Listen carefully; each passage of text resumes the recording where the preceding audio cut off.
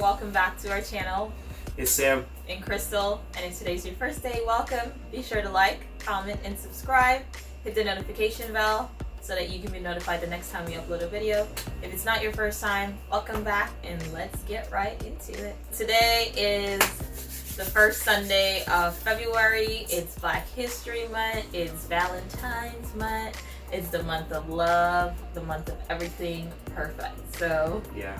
we thought we would start off by giving you the story time about how we met. Start the month right. Started with love and share that story time. So you ready, Sam? Let's get into it. Are you ready? I'm ready. Well, I'm listening. You can start first. No, please, ladies first. Alright, so like we said before in our videos, our get to know us videos, if you've seen it before, we grew up together. We both were born in Guyana. We both grew up in the village called Pt.1. Our family were friends long before we were even a thought. And that's some good years, right? Yeah, and because of that, we've been around each other for a long time, except for the extended period that I migrated to the United States before Sam did.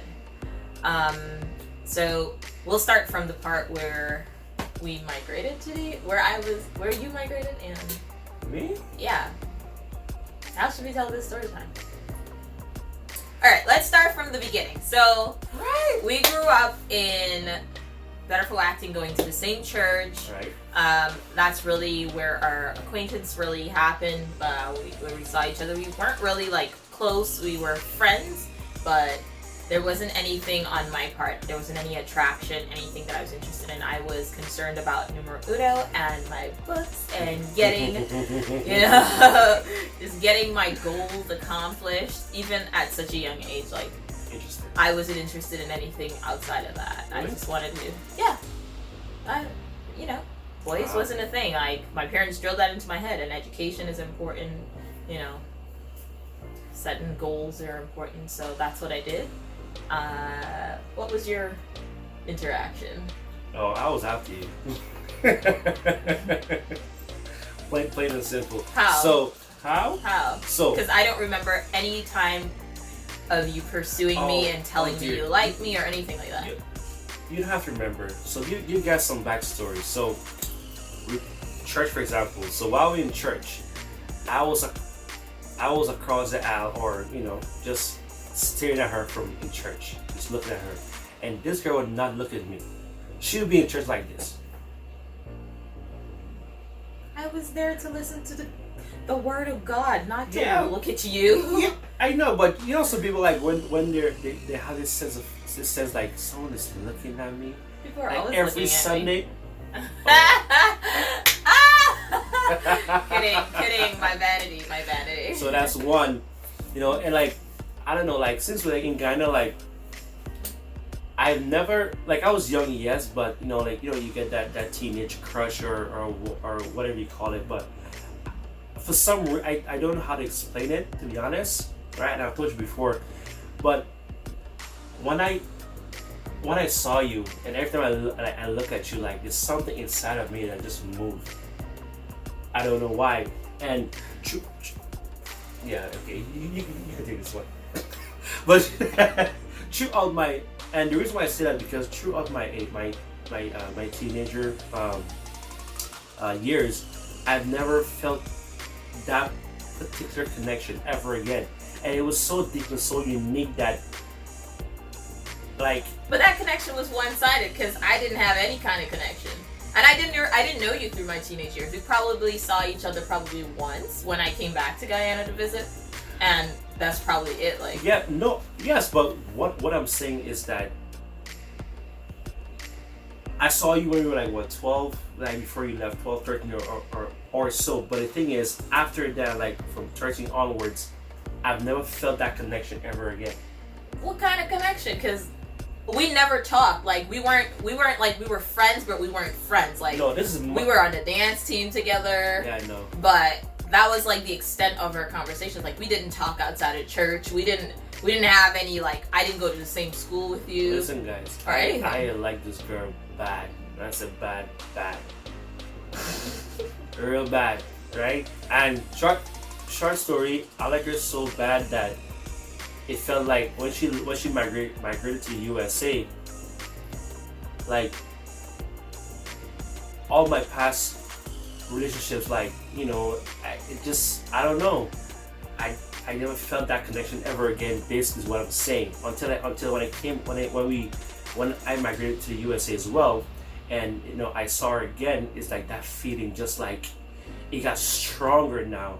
It's just like, okay, you gotta go after this like real hardcore. Like, don't care what she tell you. Don't care if she don't care if she, whatever. Just go after it, and that's pretty much what I did. Well, she was the type of person that I already know that if I was gonna be with her, like I had to be upfront in terms of who I was and all that, and I didn't mind because my mind was already in the process of transitioning from that kind of lifestyle to a more serious and focused and driven and faithful and committed lifestyle in short, right? So on the other hand, when we were gonna make our first meeting in the US, let's see how it happened. I was working in Manhattan. I was getting ready to leave and go overseas to finish my master's, and a group of our friends that we grew up in church with, we would work in the same area, so they decided, okay, let's go out. We usually would go out like on Friday nights or whatever to dinner, and one Friday night they're like, oh, Sammy came up from Guyana, let's go out. Let's go out, let's invite Sam to come out with us, and let's go to Manhattan and whatever. So I was like, okay, cool, let's do that. I'm down, let's go. But I wasn't thinking anything of it. I was like, okay, it's just more people, more fun, more drinking. Like. So wait. When you heard I was coming, you didn't felt no way? No, because like I said, honestly, like I wasn't interested in anything. Like I was just like, oh, okay, cool, more people to have fun with. You see, no usual. Usually people be like, oh, Sam's coming. Oh, we going. Oh yeah, it's gonna be a great time. Oh, Sam's coming.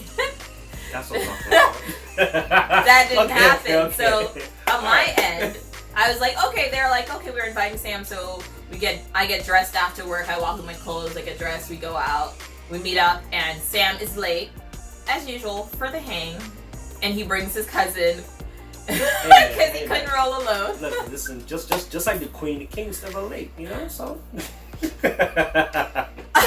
Okay. But so he comes, and there's like, I think one of our friends was sitting next to me, so there's no open seats next to me directly. Where were we?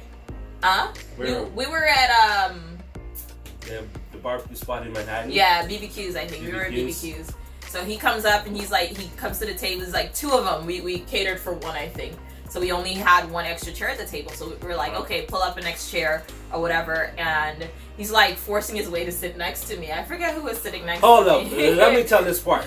So we had a table and we pulled up and I saw Crystal. I was like, oh, Crystal. I forget everyone else. You hear me? I forget everyone else. All I wanted was to sit next to her, right? Like seriously, that's all I wanted, to sit next to her. Because I'm like, it's either I tell her to her face, hey, like I really like you, or I make it known before the end of the night that Sam likes me, like Sam wants to be with me, right? So eventually I got to sit next to her, right? So I'm sitting next to her, and guys, oh my goodness, I felt like I'm like a kid in a candy store. That's how I felt. Like, you can have that. That's how I felt, or even more. I was just like, I was on top of the world. I was like, yes, yes. So I'm there, and I'm trying to make moves in terms of like just like brush your hands a little bit to get that electricity going. You know what I mean? And yes, I did it. And guess what, guys? After I did it, she didn't say nothing. She didn't budge. She didn't do nothing. And me, on the other hand, I'm jumping for glory inside my body. I'm like, oh, I got a touch. Cause I didn't notice it. Like for me, like people touch you all the time, so that was like okay, a brush, a touch. Like there was nothing there for me. Like, and honestly, like I was set on going overseas, so I wasn't looking. I just graduated with my undergrad. I was like, okay, it's time to get my master's, get my doctorate, like just press forward. So I wasn't looking for any serious relationships at that point. I hadn't really like done the whole committed relationship thing throughout college. Like I dated and I talked to people, but it was like, you know, I wasn't focused on anybody. I was like focused on numero uno and getting, you know, my degree. So now that I graduated, I was like, okay, maybe I can have some fun, you know, talk to some more people, but nothing committed because I'm not gonna be here for a long time. You know, I'm making moves. So connected with me. Yeah. So him touching me didn't mean anything. So throughout the night, he's like, "Oh, let me get your number." Like, and I'm just thinking, okay, it's friendly. Like, he's new. I found out that he's living in Far Rockaway, which is where I was living too at the time. I was like, "Oh, you live in Far Rockaway? That's cool. We can ride the train back home together." I'm already thinking company, yes, because that train ride is long. I'm thinking conversation. Like, come on now. I'm thinking that train ride is long, so we're like, okay, cool, yeah. Oh, you know, finding out things about him, like, oh, Sam, you still a girl, a gallus, like they would say. Look at me trying to say girless, but I was like, what's a girless? Dead. But I was like, yo, you still a gallus? Like, we heard about you and your woman eating ways.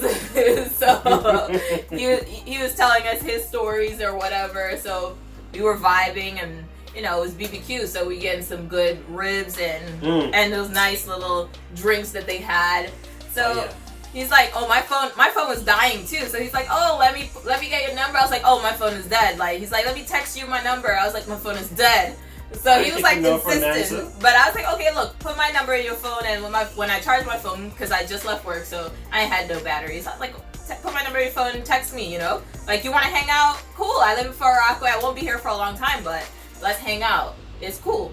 So wait, so guys, this is what I was talking about. The energy, the excitement for me personally, just being next to her is like, wow, this feeling is happening again. You know what I mean? It's like life, right? Like an energy. Either way, so fast forward, I got a number. Okay, got a number.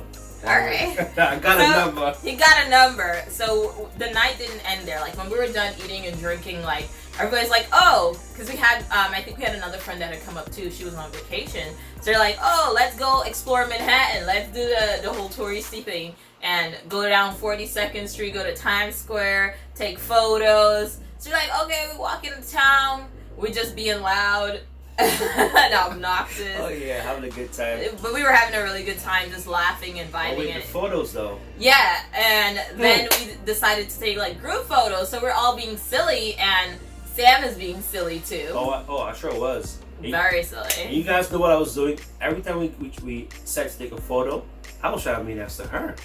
And I was just trying to be in the photo. Come on now, photo time, right?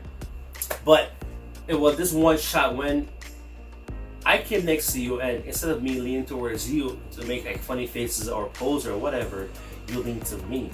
And when you leaned to me, I could have dropped dead. Like, for some reason, like, I thought you were like, you're probably like very comfortable and you were like vibing with me or something, but I was comfortable. listen, the little things meant a lot to me because, like, I don't know, like, you know, because you were looking for more, so it had more significance to you. Yes, because my mind was like transitioning out, and you know, anyway. So photos are done. Yeah, and I think the ladies decide, okay, we need to use the restroom, and we like, oh, I go, and I was like, okay, I don't know his cousin at the time, but I was like, I know Sam. I was like, Sam, can you hold my bag? He's like, ooh, what's in your bag? I can hold your bag for you. I was like, okay, you a little too happy to hold my bag. Put it over my shoulder, and I was like, all right, I got a bag, so she has to come and talk to me or ask me for it or something. So yeah. I was like, you know, keep in mind, it was like, you know, one step closer and closer and closer. We get back from using the restroom, and we all decide to, you know, we're gonna head home now. The night is done. It's after 1 a.m. We're gonna head home. We're all taking the train out of Manhattan. So we get on the train, and we start to lose people one by one as they get off to the different stop, because the train connects to wherever you need to go. So now it's just Sam and I and his cousin left on the train. And then there were 3. So now I'm sitting in the favorite seat by the window seat. And Sam's cousin and him were sitting across the way, because before I was sitting with the girls, and as the girls get yeah. off, I'm left alone. So him and his cousin were sitting across the way, and he gets up and leaves his cousin, and he comes and sits next to me. And he starts to chat me up, and he's asking me about, what I'm doing with life, and he's telling me about what his plans are.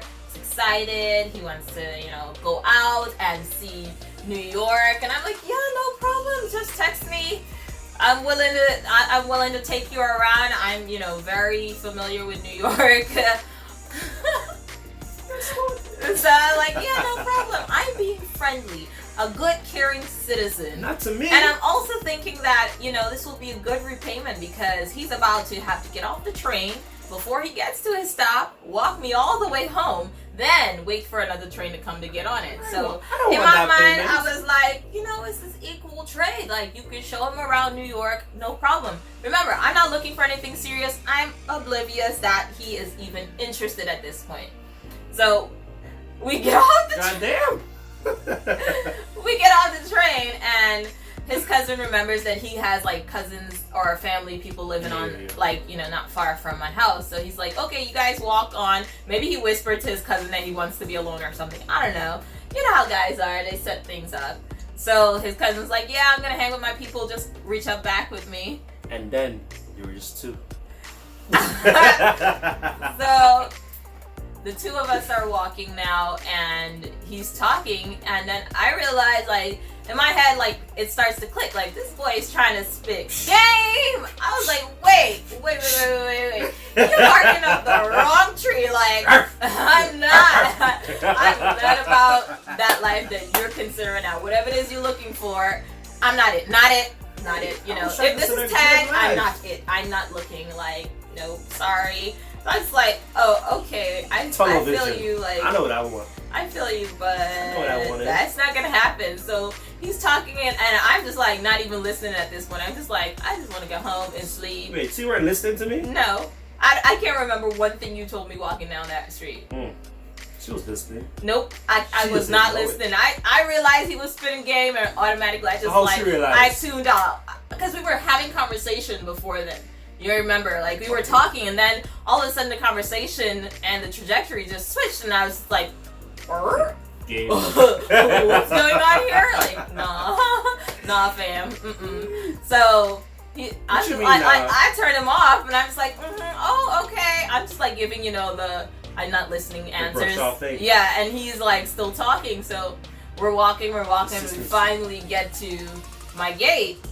And he was like, oh, you want me to walk you to your door? I'm like, no, you can literally see my door right there. Like, I don't need you to walk me to my doors. He's like, no, it's okay. I can walk you all the way to the door. I'm like, no, it's cool. And by then I'm like, is he like trying to get kissed or something? Like, why is he trying to walk me to my door? Like, that you can see right there from the sidewalk. Like, you don't need to walk me to my door. So I wasn't trying to get a kiss. I was just like, no, it's all good. Like, I was just trying to spend more time with you as much as possible. Like I had the opportunity, guys. Like, I just didn't want the night to end it. Yeah. And I'm just sitting there going like, bye. And he keeps talking. I was like, oh yeah, no problem. Text me tomorrow. Whatever it is that you want to see, let me know. Send me a list. Like, we catch up. Like, no problem. Like, I'm gonna charge my phone. I won't respond tonight, but I'll respond to you tomorrow. He's like, yeah. And one more thing. And I'm just like, bye, Felicia. I'm home. I am home. You can leave me alone. No. That's what happens when, your crush left you for so many years, He just felt like he needed to tell me the entire world, and I was not with it at that point. I was just I really wanted to. I wanted to see, if you could accept me for me and who I was. Yeah. But that's how the story started, I guess. That was the beginning of it all. Like, obviously he texted me the next day. Oh, you sure I did?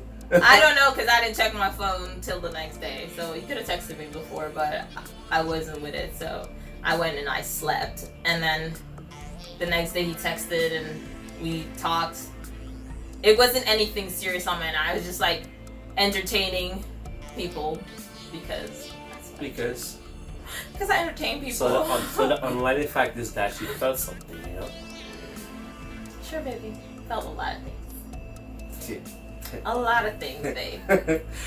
So we should continue the story. If you guys want us to continue, drop a comment. yeah, so no, but that's how we met. I hope you guys enjoyed our little how we met story time. Yeah. Nothing too crazy. Maybe actually you're a kid, Sarah. What y'all think? Then you probably would have ended up hurt. Hurt. You can't just force yourself on people who get hurt. But that was it. That was how we met. It started a chain reaction of something. Because here we are today. Still not listening to me, huh? Huh? You still not listening to me, huh? I hear you, baby. Alright, guys.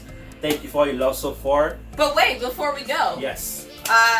We have something special for you guys. We're so thankful. We're already at 200 subscribers. You guys blew us out of the water. Our expectations. Thank you so much. We want to give back something to you. Yes. We're going to be giving away a $100 Amazon gift card. You said what now? $100 Amazon gift card. Okay. The drawing will be live on Sunday. I think we'll go live on our Facebook or our Instagram and do the drawing there. We'll see. Yeah, we're gonna go live, and the first Sunday of March we're gonna do that drawing. So the Sunday for my birthday. No, is it? Mm-hmm. Okay. Well, yeah, the Sunday before Sam's birthday we're gonna be giving away $100 gift card. There's a few rules. Or is it Monday? Is your birthday Monday? I thought Yeah. it was a Tuesday this year. Okay. Either way, boom. Right, so there's a few rules that we need you guys to follow in order for us to enter you into the giveaway. 3 rules. Follow us on social media at Culturally Gifted with a K, either on Instagram or Facebook. Like and share our posts on your Instagram or Facebook and tag us in it. Please do. And then comment under the video with your username, whichever one it was. Was it your Facebook or your Instagram? What was your name? Yeah, comment under there and make sure that your profiles are public so that we can see and we can follow you back and we can pick a winner. We're so excited to do this. We are. It's We gonna are be fun, thankful. guys. Yeah, we're so thankful. But thank you guys again for tuning in. If it's your first time, be sure to like, comment, and subscribe. Hit the notification bell. And we're out. Bye. Bye.